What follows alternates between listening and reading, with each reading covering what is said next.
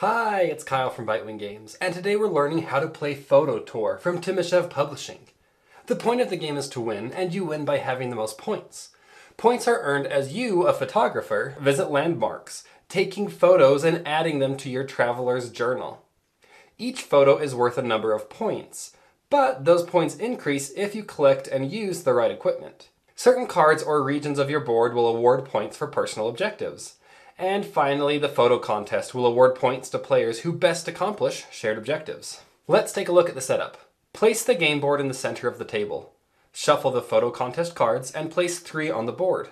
Roll the dice and place them on their slots. Place the photography tokens inside the bag, do a little shaky shake, and pull out 5 tokens for the 5 open slots. Shuffle the landmark deck and place it on the board. Flip 5 cards onto the open slots. Each player selects a player color, taking the matching board and photographer meeple. Each player draws 3 landmark cards. Players will keep 2 and discard 1. Place your meeple on the location of the card you discarded. The player who discarded the highest card takes the first player token.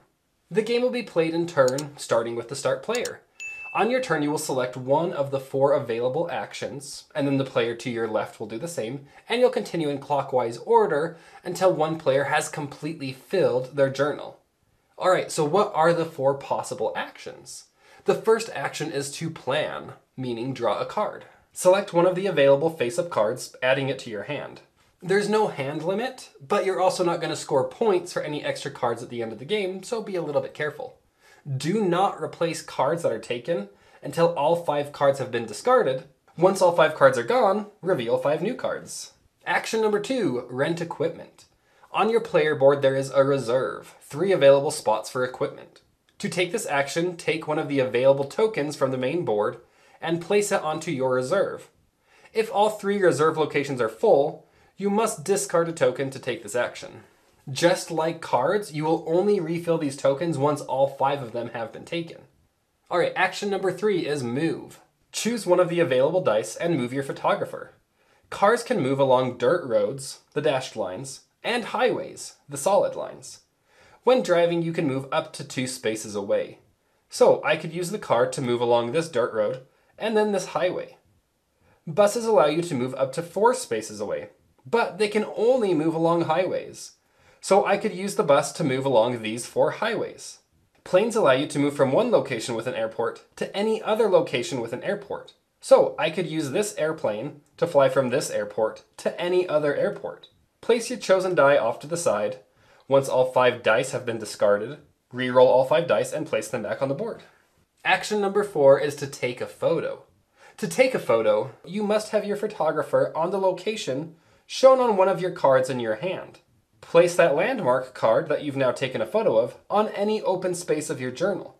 There are no placement rules or restrictions of which spot on your journal your cards are allowed to go. If you have equipment in your reserve that matches the symbols on your card, you can place those tokens on that card. You can only place 1 token per symbol. So in this case, I could place 1 smartphone and 1 film token on this card. Here I could place 2 lens tokens. This symbol is a wild, meaning I could place any 2 tokens on this card. You can only place the tokens onto cards that you're currently taking a photo of and laying in your journal. You can't go back later and add more tokens to previous cards. Alright, so on your turn you're going to take one of these 4 actions. Draw a card, draw a token, move, or take a photo. But sometimes you just don't have the right cards, or the right tokens, or the right dice that you need right now. Are you just stuck? No, you are not. As a bonus free action, you're allowed to refresh an entire row. To refresh, you must either discard a card from your hand or an equipment token from your supply. You can now choose to refresh either cards, tokens, or dice. To refresh, you can remove any remaining cards, tokens, or dice, now opening up that slot so you can refresh with 5 new of those things. That's a little bit wordy, let's look at a few examples. You want to move across the country, but you don't want to drive all the way there. On your turn, you can choose to discard a token, which allows you to discard any remaining dice. Reroll all those dice and place them back on the board. And that was a bonus action, so you can still choose to use that newly rolled airplane to fly to your destination. On your next turn, you want to take this photo, but you'd really like a matching token first to get these bonus points. But it isn't showing up.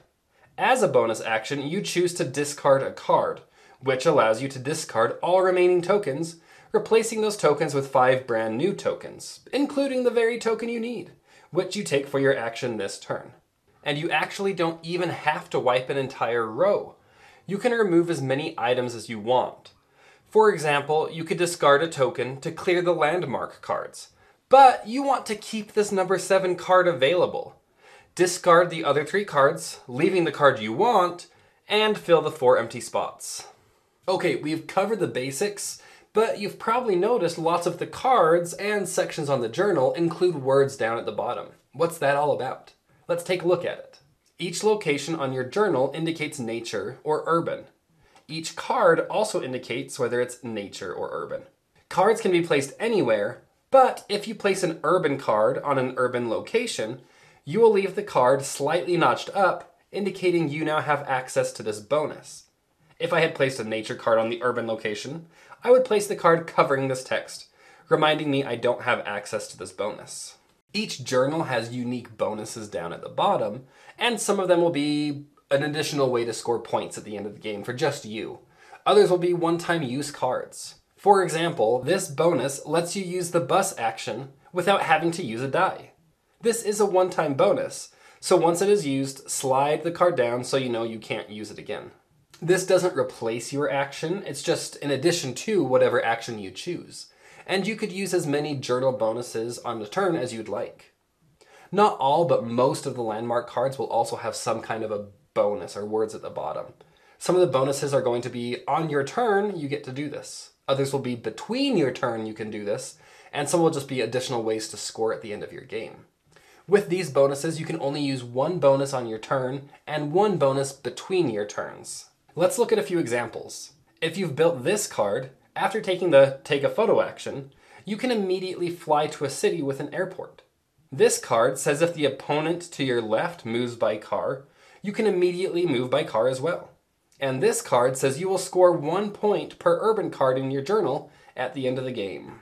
Okay, so once one player has completely filled up their journal, you will keep taking turns until you get back to the start player, just so everyone has the same number of turns. Before we jump to final scoring, let's look at the photo contest cards. Each game you'll have 3 contest cards. Cards will award points for the most of a specific equipment symbol, or the most locations visited in a specific region. The card shows the number of points for first, second, and third place. So in this case, the player who has the most photos in this red region will earn 10 points, the second most will earn 6, and the third most will earn 2. In a 2-player game, the second player just earns 2 points. In case of a tie, the tied players sum up the points for their 2 places and divide those points equally. So in a 2-player game, each player earns 6 points if tied. In a 3-player game, if the second and third player tie, they sum up the 8 points, divide it by 2, and they each earn 4 points. If 3 players tie for first, they sum the first 3 places, divide the 18 points 3 ways, and they each score 6 points. For final scoring, total up the value of each landmark card. Earn 3 points per token on cards, earn 1 point per token in your reserve, add in your photo contest points, and finally add in any bonus points from landmarks and your journal. And the player with the most points wins. In case of a tie, the player with fewer photos in their journal wins, and if there's still a tie, the tied players share the victory. And now you know how to play Photo Tour North America. If you have any questions, let me know in the comments below. Until next time.